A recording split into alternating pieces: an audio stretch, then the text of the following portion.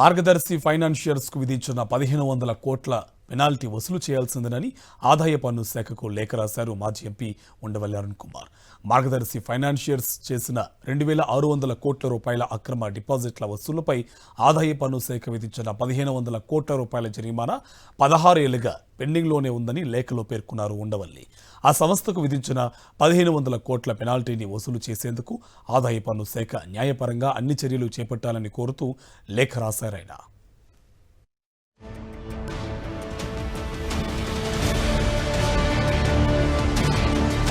మార్గదర్శి financiers సంస్థ పేరిట రామోజీరావు ప్రజల నుంచి అక్రమంగా డిపాజిట్లు వసూలు చేసిన విషయాన్ని ఉండవల్లి అరుణ్ కుమార్ తొలిసారి 2006లో ఆధారాలతో సహా బట్టబయలు చేశారు. రిజర్వ్ బ్యాంకు చట్ట ప్రకారం బ్యాంకింగేతర ఆర్థిక సంస్థలు ప్రజల నుంచి డిపాజిట్లు వసూలు చేయకూడదు. కానీ మార్గదర్శి ఫైనాన్షియర్స్ 2 లక్షల మందికి పైగా డిపాజిటర్ల నుంచి అక్రమంగా 2600 కోట్లకు పైగా డిపాజిట్లు వసూలు చేసింది. ఇదే విషయాన్ని ఉండవల్లి అరుణ్ కుమార్ అప్పటి కేంద్ర ఆర్థిక మంత్రి చిదంబరం, ఆర్బీఐలకు లేఖల ద్వారా తెలియజేశారు. ఈ క్రమంలో మార్గదర్శి ఫైనాన్షియర్స్ పై అప్పటి రాష్ట్ర ప్రభుత్వం సిఐడి కేసు నమోదు చేసింది. ఆర్బీఐ సెక్షన్ 45(s) నుంచి తమకు మినహాయింపు ఉందని రామోజీ అప్పట్లో అడ్డగోలుగా వాదించారు. అయితే ఆ వాదనను ఆర్బీఐ కొట్టిపారేసింది. 45(s) కింద రామోజీరావుకు మినహాయింపు వర్తించదని, మార్గదర్శి ఫైనాన్షియర్స్ పేరిట వసూలు చేసినవి ముమ్మాటికి అక్రమ డిపాజిట్లేనని స్పష్టం చేసింది. దీంతో విధిలేని పరిస్థితుల్లో రామోజీరావు తన మార్గదర్శి ఫైనాన్షియర్స్ సంస్థను మూసివేస్తున్నామని, సేకరించిన అక్రమ డిపాజిట్లను తిరిగి చెల్లించి వేస్తామని ఆర్బీఐ న్యాయస్థానాలకు విన్నవించారు.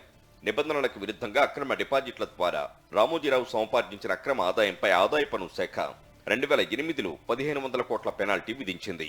ఈ మేరకు ఆదాయ పన్ను చట్టం సెక్షన్ 271(d) ప్రకారం మార్గదర్శి ఫైనాన్షియర్స్ కు నోటీసులు జారీ చేసింది. అయితే ఆ నోటీసులపై రామోజీ న్యాయస్థానాన్ని ఆశ్రయించి స్టే తెచ్చుకున్నారు. స్టే విధించి 16 ఏళ్లు దాటినప్పటికీ దాన్ని తొలగించేందుకు ఇప్పటికీ ఆదాయ పన్ను శాఖ సరైన చర్యలు తీసుకోలేదు. దీంతో 1500 కోట్ల పెనాల్టీ చెల్లింపు అంశం దీర్ఘకాలంగా పెండింగ్ లో ఉంది. మార్గదర్శి ఫైనాన్షియర్స్ తమ డిపాజిటర్లకు డిపాజిట్ల మొత్తాన్ని తిరిగి చెల్లించేసినందున ఇక ఎలాంటి చర్యలు అవసరం లేదని ఏపీ, తెలంగాణ ఉమ్మడి హైకోర్టు విభజనకు ముందు రోజు అంటే 2018 డిసెంబర్ 31వ తేదీన తీర్పునిచ్చింది. ఆ తీర్పును అప్పటి టీడీపీ ప్రభుత్వం సుప్రీంకోర్టులో సవాలు చేయకుండా రామోజీరావుకు సహకరించింది. అయితే హైకోర్టు తీర్పును సవాల్ చేస్తూ ఉండవల్లి అరుణ్ కుమార్ సుప్రీంకోర్టులో పిటిషన్ దాఖలు చేశారు. అక్రమ డిపాజిట్లు ఎవరెవరికి తిరిగి చెల్లించారో వివరాలు వెల్లడించాలని, అక్రమాలకు పాల్పడిన మార్గదర్శి ఫైనాన్షియర్స్ పై చట్ట ప్రకారం చర్యలు తీసుకోవాలని అభ్యర్థించారు.